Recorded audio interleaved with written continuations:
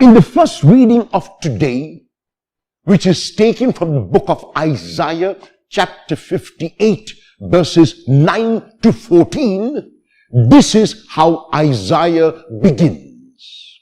If you do away with the yoke, if you do away with the clenched fist, if you do away with the wicked word, then your light will shine forth brightly.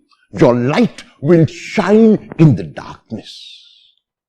Isaiah is calling people to be as Jesus wants us to be, the light of the world.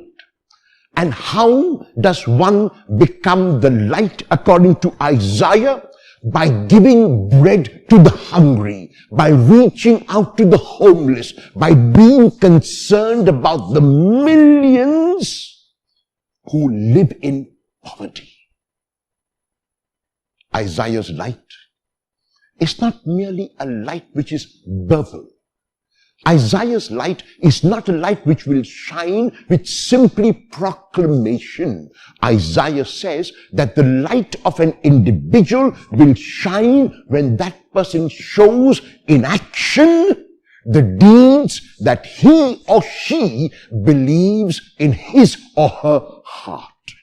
And Jesus shows us in the gospel text, which is taken from the gospel of Luke, chapter 5, verses 27 to 30, when he calls Levi the tax collector. At the time of Jesus, every other person who saw a tax collector would have negative emotions about him in the person's heart. When passing by the tax office, many would possibly curse the tax collectors sitting there because they were regarded to be on the side of the Romans who had occupied the whole of Palestine.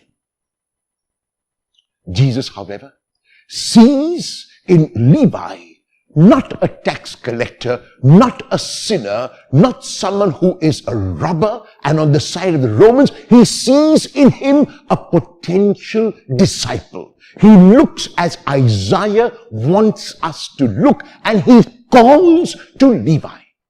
This positive look on the part of Jesus results in Levi leaving his tax office, leaving his profession, and becoming a transformed man.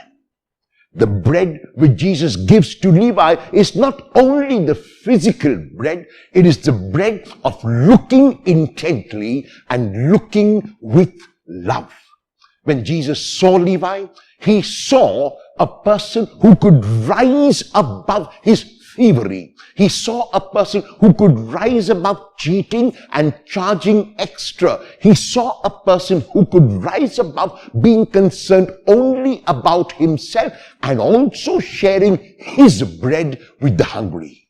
And Levi responds to that call.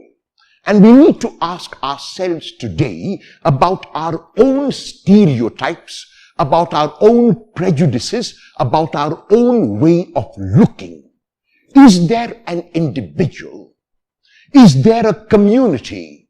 Is there a group of people whom I have stereotyped, whom I am prejudiced against, whom I look at with blinkers and with jaundiced eyes?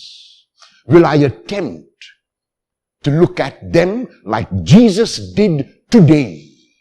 When I look at an egg, let me not see merely a chicken. When I look at an egg, let me see an eagle.